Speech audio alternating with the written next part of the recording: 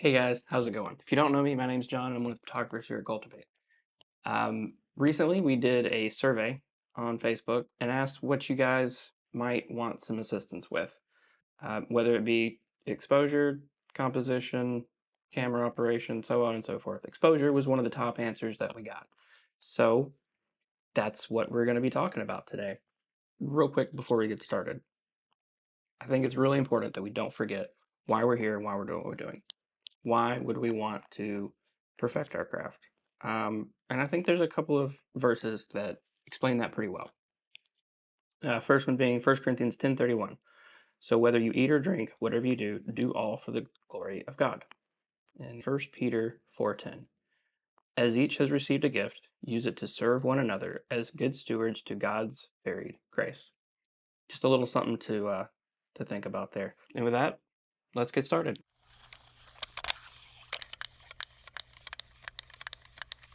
All right, so exposure triangle, shutter speed, aperture, ISO.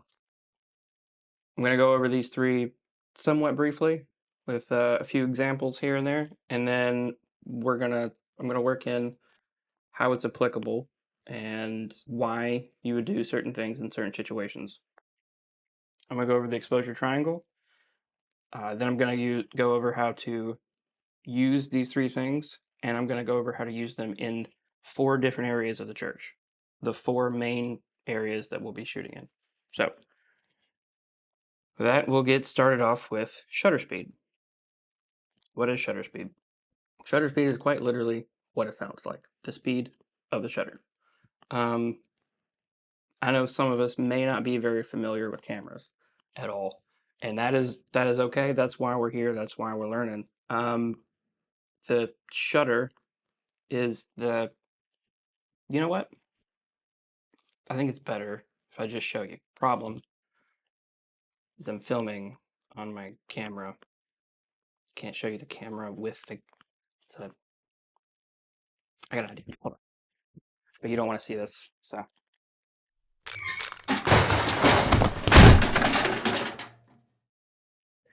There we go. All right, now I have my camera in my hands, and let's get some light on right here. And there's our shutter right there. You can see the curtains there. There's 4 of them, 4 curtains. One of them's a little bit different color. Why? I don't know. Made that way. And then when I turn it on, you'll see them lift up. There's a sensor. We'll talk about that here in just a little bit when we talk about ISO. But like I said, shutter speed, literally what it sounds like. It's the speed that shutter goes up and down to start and stop light. The longer it's open, the more light you let in. Like there's a ton of light hitting this right now because it's just open, right? And a longer shutter speed, a 20th of a second, for instance, is going to let in way more light. And if there's movement in your photo, you're going to see them moving across the screen, more or less. Water, instead of a water droplet freezing in midair, you're going to see it's going to look more like a stream. You ever seen really smooth water? Actually, that's one of my examples. You ever see really smooth water? That's a long exposure. And don't do this at home, but it looks really cool, so I'm going to do it. But when the shutter opens and closes, it looks a little something like that. It's pretty awesome. I'm going to break my camera. I'm going to stop now. And then when you turn it off, it closes. The Nikons do that too. They'll close so that just to protect the sensor. Anyway, going back to the rest of the video.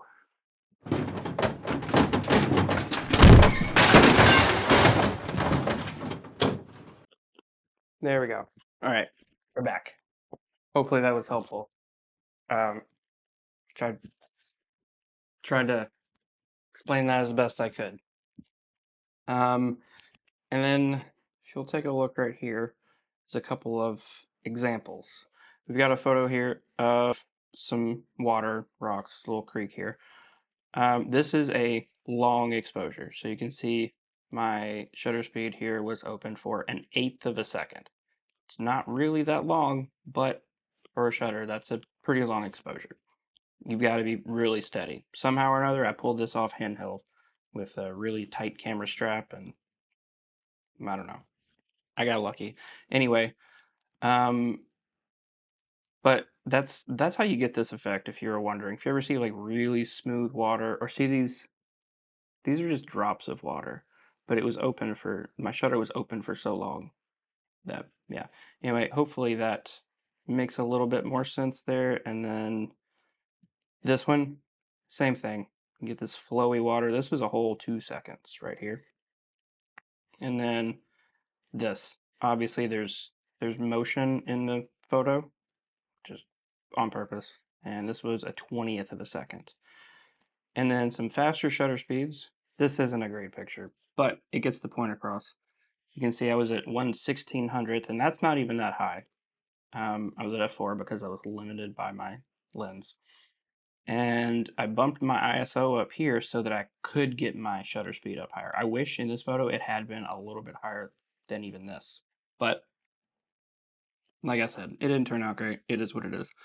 But you can see there's no motion on this ball. It is frozen right there. If I had had something like, let's say, 1/500th, there would have been quite a bit of motion blur on that ball. Same with this photo. You can see this dude right here, he was getting it. He was seriously getting, this guy was too, actually. But you can see we froze his drumstick right here pretty well. I don't see a whole, maybe there's a little bit of blur on it. Not too bad. This one, maybe a little bit better. But for real though, Thompson High School drumline, legit. That about does it for shutter speed, I think.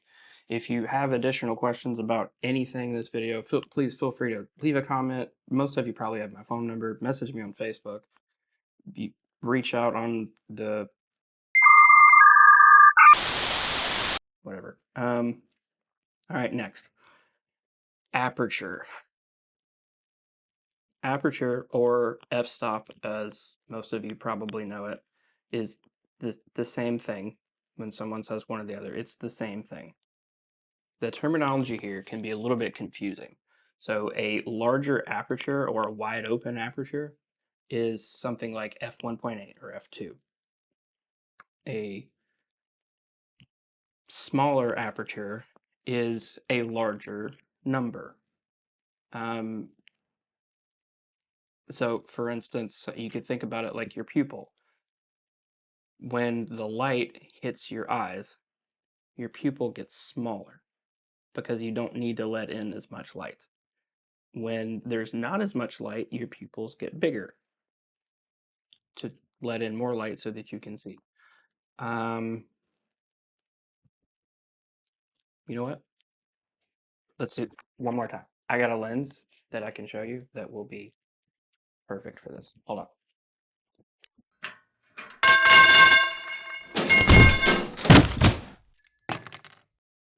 All right, we're back here again.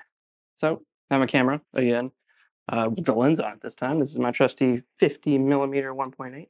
Get some light on here. Now we're at f1.8 right now. So you're not really gonna notice anything. You look in the lens right there. But as I go up, see that? See the blades? And then I'm gonna go all the way up to f22. You know how little that gets? And then we go back down to 1.8.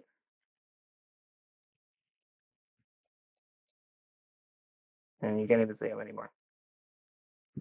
So think about it like this maybe. When you're trying to look at something really far away, you want it to be in focus. So you might squint a little bit. So just remember, f1.8, smaller, larger f-stop, smaller number, bigger hole. Smaller number, bigger hole. You have less things in focus. At f1000, you have all of the things in focus, and you have a really tiny hole in your lens. I hope that makes sense. All right. Now, again, back to the rest of the video.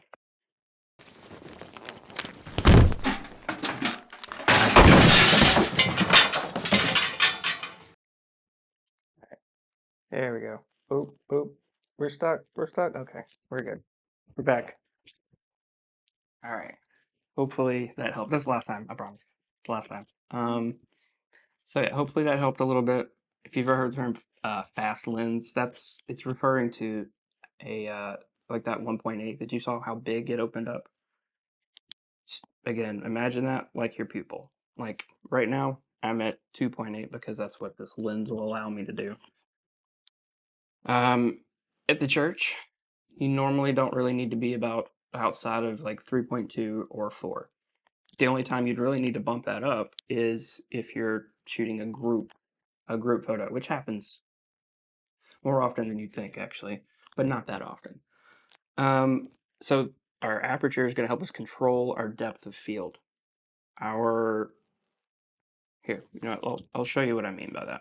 So I'm going to go through these real quick. I've got 4 photos down here that I want to go through. This one is at f22.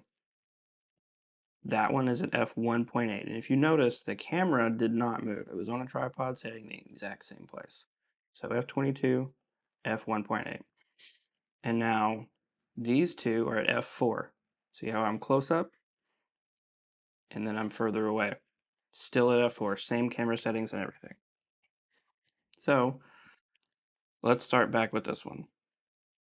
f22 is going to bring everything in the background back here into focus. f1.8 is going to make all of that blurry. So it's a way to make your subject stand out in your photo, because this isn't as attractive as this, because the f22 is more distracting. There's just stuff in the background like this that doesn't need to be there. We're just taking a picture of this, right? All this stuff in the background is distracting. This is much better, could be even better. And I could do that. I'll show you here. F4, closer up. So here I'm adjusting my distance from my subject, which is blurring out the background back here even a little bit more. Or not. It's roughly the same, I guess, as the 1.8. But then when I back up, see how much more, it's still blurry, just a little bit, but you see how much more into focus everything is?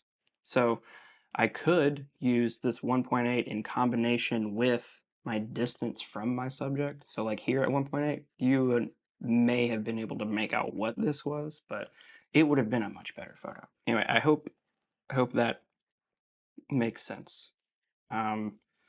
So when we refer to depth of field, that's what we're talking about. And you can see how that would be applicable for a group photo. The people in the back, if you're at f2 and there's people in the back, but you're focused on this guy in the front, people in the back are going to be a little bit blurry, vice versa, unless they're all in the same plane. Like if they're in a straight line and you are straight perpendicular, then you might be okay. Even then, I don't recommend it because people move, they look around, they laugh. Just the slightest movement could throw them out of focus just slightly. And you want your images to be as tack sharp as possible. And if your aperture is not right, then it's not going to happen. That being said, normally you don't need to get much in the church, much outside of 3.2 or 4. In some situations, maybe, but as a general rule, don't worry about it too much. All right. And the next thing, ISO. What is ISO exactly? It stands for the International Organization for Standardization. I know, that's iOS. I didn't name it. Don't throw rocks at me. I'm not to blame. Basically, all that's doing is adjusting the sensitivity of your sensor. Um, your sensor, when you saw me with my camera earlier without the lens on it, when I turned it on, you saw the shutter lift up. That's the sensor.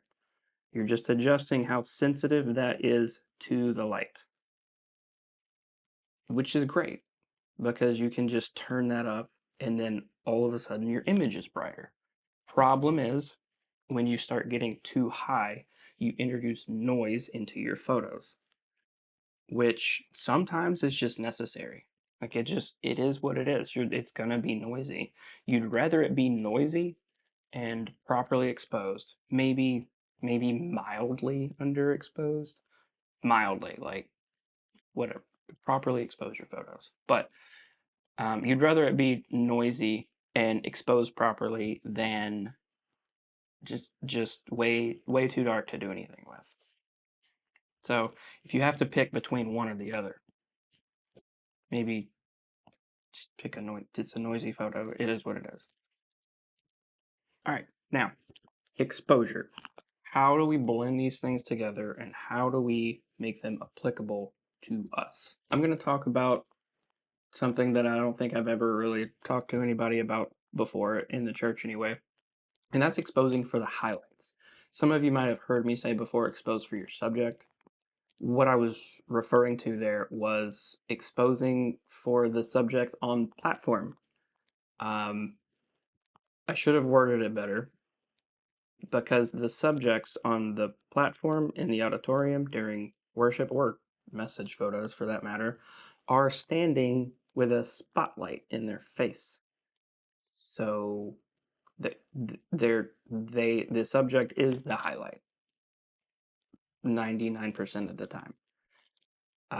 So yeah, and so what do I mean by that though? So again, join me back here. Let's take a look at this right here. So this photo was taken specifically for an example on purpose this way. So, and some of you may even know when you're shooting anything in the direction of these windows, this was a pretty cloudy day.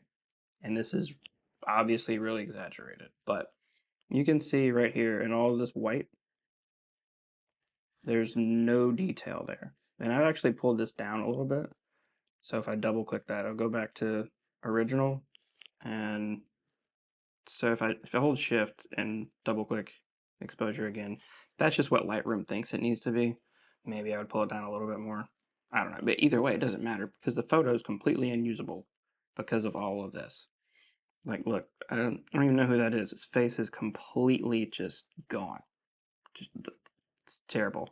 Now, and the thing is, if the sun's shining directly in the window and you're just looking at him and trying to expose for your subject, then your windows are completely blown out and there's nothing you can do about that afterwards. Like, this photo is just going to go in the trash, unfortunately. And then another example here. Same thing. This could have been a phenomenal photo, but look at the background. And I mean, this one's a little bit better, right? Like, you can at least see his face right here a little bit. It's a little bit too much. We could probably, yeah, it's still, even with the highlights pulled all the way down, let's pull our exposure down a little bit. Even with that pulled all the way down, check this out. All the way down, still completely white. That's because there is no detail left in that. All right, and then another example right here. Maybe you want to get the crowd in your photo and not just the silhouettes of the crowd, you want photos of the crowd themselves.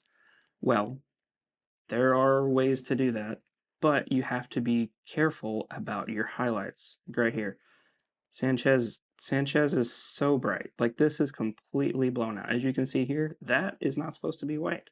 It's supposed to be blue, this bluish green color. At least I guess that's how it came out of the camera anyway.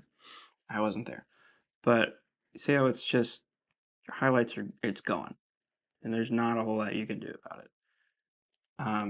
This photo is overexposed. It was done on purpose, mind you. But I can bring up these shadows right here, and we have, maybe that's too much because you end up with all of this nonsense.